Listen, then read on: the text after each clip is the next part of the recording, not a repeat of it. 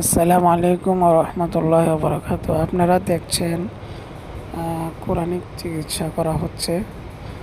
যাদের প্রয়োজন এখানে নাম্বার দেওয়া আছে, আপনারা কোরআনের আমল নিতে পারেন, চিকিৎসা করতে পারেন।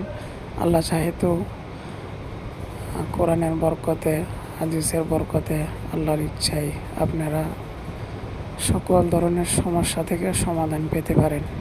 যাদের প্রয়োজন হয় আপনারা এই নাম্বারে যোগাযোগ করবেন ইনশাআল্লাহ।